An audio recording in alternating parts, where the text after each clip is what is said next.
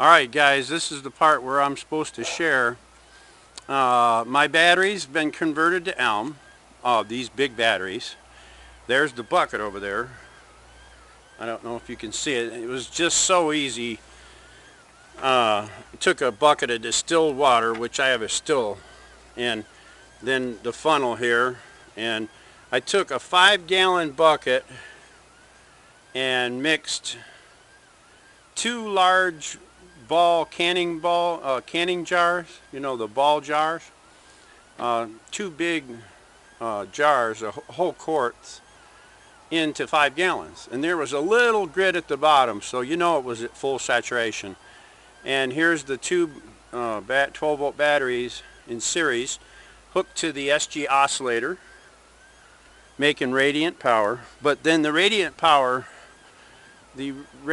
is going into the cap bank at the top, right there, with the 2 knobs on it. And the regauging that the cap bank does goes out, and it's regular current, pulse current, going to this big battery bank. Now when I charged it all night on a regular charger, see it here, without ALM, and I got them up to 14, and they dropped back to 13.8. I thought, wow, they're going down, not up. And then I thought, I bet these things are dry as a bone. And sure enough, I put 1 quart of ALM in each hole.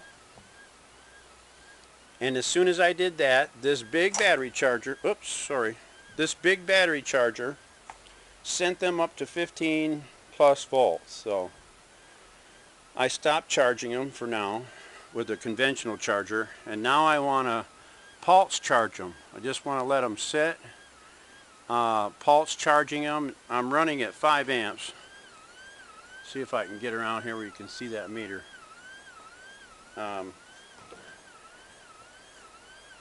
can see that meter is, well, I'm in the way of my light here. That meter is 5 amps. It says 5 amps right there, and you'll see it wiggle there a little. And then up top side is the, I'm kind of high on voltage. I'm going down to 25 and up to 55. Which gives me a higher amp pulse. It's not the optimum for charging high efficiency, but I've learned that the wide swings of pulsations and inrush and surges to the battery, especially a little charger like this and a great big battery like that, is better.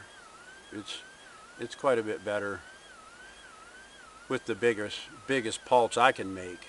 Anyway, so that's how I do it for now. But I wanted to give you guys another update on these batteries, and then it was setting at 12 something volts. I think it was setting at 12.8 today, and now you can see, and I just fired it up. Well, I don't know if you can see. I just knocked off the 1319, 13.18. And it's bouncing around because I'm hitting it hard.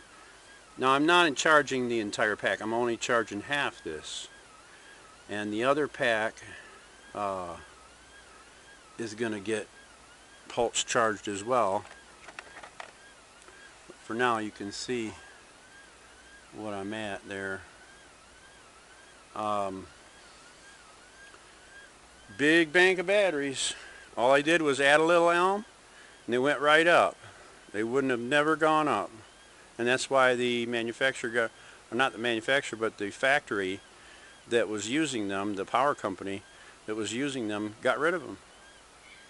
They really don't add to these things, or they're afraid to, or they just have too much money, and they once they start failing, drying out, they just get new ones, which is good for me.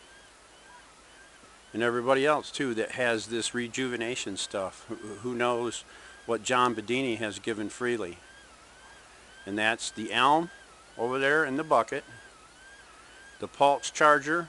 Now I can back this off, this knob, to to where it just, see the meter now? Meter's just sitting there around 15 volts or so. It don't go up and down anymore, and of course my amp pull is a lot higher too, 7 amps. And I can give it a little. I can shorten down the pulses here, way shorter.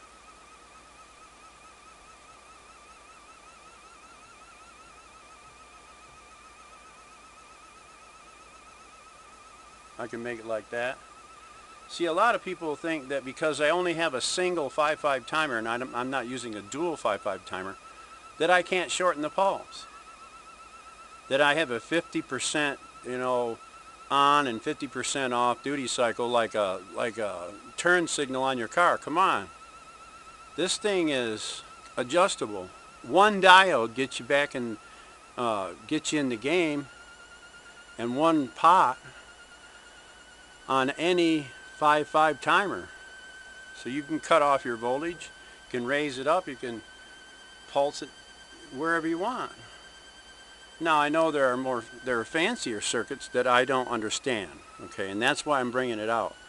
There are other types of circuits, 741s, the NAND gates, the 40-somethings, and you have the TL594s and 494s and the SG circuits, and I don't understand the rise and fall times like I should.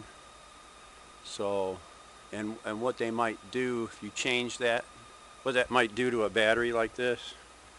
All I know is that these work.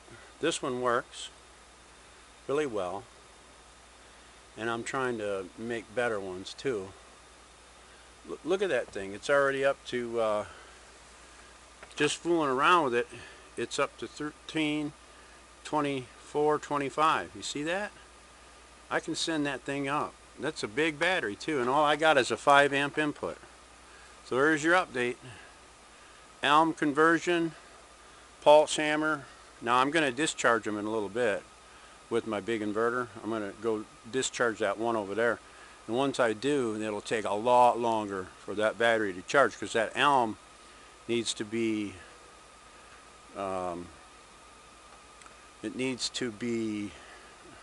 run with direct current where there's plate forming. The plate forming goes on, you see. Once that drops, see, I've only charged it with acid, or half dried out, mostly dried out acid, and barely get half a charge. I don't think there's really was a half a charge in them. But once you get that ALUM in there, you got to reform the plates with direct current. You got to use this. You can't just pulse it. You got to use direct current. That's an old battery charger, but that's 200 amp. Right, that's it for now, guys. Bye.